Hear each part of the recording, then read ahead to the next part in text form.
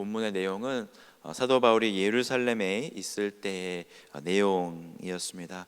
하나님은 그가 예루살렘에서 복음을 전한 것 같이 로마에서도 복음을 전해야 할 것이라 말씀을 하셨는데 사실 상황은 그렇게 좋지 않았습니다.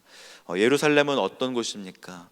유대인들에게는 하나님의 도성이었고 또 영광의 장소라 불리는 곳이었지만 예루살렘에서 예수님은 붙잡히셨고 십자가의 죽음을 당하셨습니다. 또 사도들은 오순절 성령을 받은 후 예루살렘에서 복음을 전하였죠. 하지만 이어진 모진 박해로 인해 복음의 물결은 예루살렘 밖으로 퍼져나가게 되었습니다. 하지만 이 예루살렘에 다시 복음을 들고 바울이 돌아오게 된 것입니다. 예루살렘은 선지자들이 죽임을 당했던 곳이고 예수 그리스도가 못 박혀 죽은 곳이었으며 예수의 죽으심과 부활을 전하는 이들을 잡아서 죽였던 핍박이 있는 곳이 바로 예루살렘이었습니다. 예수 그리스도를 미워하고 증오하는 그 그룹들은 그 마음의 미움이 굳어진 인격이 된 것처럼 아직도 화가 풀리지 않았습니다. 바울을 보고도 증오의 마음을 품습니다. 12절 말씀 함께 보겠습니다. 날이 샘에 유대인들이 당을 지어 맹세하되 바울을 죽이기 전에는 먹지도 아니하고 마시지도 아니하겠다 하고. 사실 세상은 아직도 예수 그리스도를 증오하고 또 미워합니다. 지금은 기독교에 대해서 미움보다는 무관심이 더 팽배해진 시대가 되었다고는 하지만 또다시 복음이 살아 움직여서 자신들의 귀와 마음과 삶의 영역까지 침투하게 되면 그들은 결코 가만히 있지 않을 것입니다. 아무리 세상에서는 존경받는 사람이라고 할지라도 예수 그리스도의 복음이 직접적으로 그들의 마음에 들어가게 되면 반응을 하는 것이죠. 그리스도를 향한 미움이 복음을 전하는 자들을 미워하는 미움으로 이렇게 표현되는 것입니다. 그뿐 아닙니다. 예수 그리스도를 더 사랑하고 더 따라가기로 마음을 먹게 되면 찾아오는 환난과 어려움이 있습니다. 예수 그리스도를 증오하는 세상의 권세 잡은 이들이 예수 그리스도를 더 사랑하고 더 따라가게 그렇게 내버려 두지 않기 때문입니다. 40여 명의 유대인들은 그렇게 당을 짓습니다. 그리고 대제사장들과 장로들에게 가서 바울을 죽이기 전에는 아무것도 먹지 않기로 굳게 맹세하였다고 이렇게 말을 하는 것입니다. 그리고 대제사장들과 리더들에게 바울을 죽이기 위한 그런 꾀를 공유합니다. 악인의 꾀이지요. 한 사람을 죽이는데 40여 명의 사람들이 힘을 합하고 또 정치적인 세력까지 포섭합니다. 정치적인 역량으로 천부장의 손에 있는 바울을 데리고 오기만 하면 됩니다. 그런데 이 소식을 바울의 여동생의 아들이 바울에게 전해줍니다. 바울은 이 악인들의 꾀를 듣고 조카를 천부장에게 보내어 이 일을 알려주는 것이죠. 성경은 담담하게 이 일을 그리고 있지만 이 일은 정말 조심을 기해야만 했던 일이었습니다. 먼저 바울의 생질에 이름은 나오지 않고 있지만 그는 목숨을 걸고 이 일을 하고 있습니다. 바울에게는 구원의 소식이었지만 만약에 이 소식을 전해준 것이 들통이 나면 유대 사회로부터 쫓겨날 뿐만 아니라 목숨도 무사하지 못할 것입니다. 그리고 바울의 생명도 위태한 것이죠. 바울을 빼돌리려는 계획이 실패하게 되면 바울은 이제 더 이상 도망갈 곳이 없었고요. 또 백부장과 천부장도 이 일이 실패하게 되면 정치적인 입지가 줄어들 것이 물보듯 뻔하였습니다. 그래서 바울은 백부장을 불러서 자세한 이야기를 백부장에게 전해주지 않고 그냥 천부장에게 가서 이 이야기를 전해줄 것을 부탁합니다.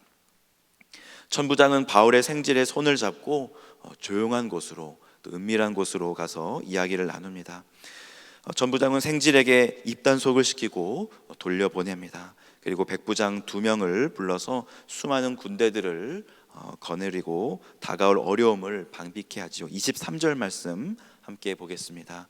백부장 둘을 불러 이르되 밤 제3시에 가이사랴까지 갈 보병 200명과 기병 70명과 창병 200명을 준비하라 하고, 바울을 해치려는 사람은 40여 명인데 바울을 보호하는 이들은 로마 보병 200명과 창병 200명과 말을 탄 기병 70명이 준비됩니다. 총 470명의 군인들이 밤 제3시에 준비된 것이죠. 오늘날의 새벽 3시는 아니고 오늘날의 밤 9시를 가리키는데, 늦은 이 밤에 바울을 호송하려는 것은 유대인으로부터 바울을 보호하기 위해 천부장이 심혈을 다해서 준비한 것을 우리가 보게 되는 것입니다. 물론 천부장이 총독 벨릭스에게 보내는 편지를 보면은 이것이 바울을 정말 아껴서 이렇게 했다기보다는 물론 바울을 아낀 마음도 있었겠죠. 자신이 바울의 문제, 즉 로마 시민권자를 속국의 정치 소용돌이 속에서 구해내었고 이 일을 문제없이 잘 처리하였습니다라는 것을 보여주기 위한 것임을 우리가 알게 됩니다. 하지만 그 의도가 어떤 것이든지 바울은 죽음의 문턱까지 다가갔다가 극적으로 살아날 수 있게 된 것이죠. 하나님이 그를 구원하셨다라고 직접적인 표현이 성경에 나오지는 않지만 우리는 믿음의 눈으로 이 사건을 바라보기에 바울의 뒤에서 바울을 지키셨던 하나님의 손길이 있음을 이렇게 보게 되는 것입니다. 예루살렘에서 복음을 전한 것처럼 로마에서도 복음을 전할 것이라는 하나님 말씀의 직접적인 성취였습니다. 그리고 우리는 또 한 가지 사실을 보게 됩니다. 어떻게 보면 예루살렘은 적진입니다. 들어가면 죽는 곳이죠. 바울을 아끼고 사랑하였던 수많은 이들이 바울이 예루살렘에 들어가는 것을 막았습니다. 또 예루살렘에서 결박당할 것을 예언으로 또 듣게 됩니다. 하지만 바울은 예루살렘으로 나아가지요. 그 죽음의 땅 예루살렘에서도 가만히 있지 않고 숨어 있지 않고 복음을 전하였습니다. 이것이 바울의 고집으로 이루어진 것이 아닙니다.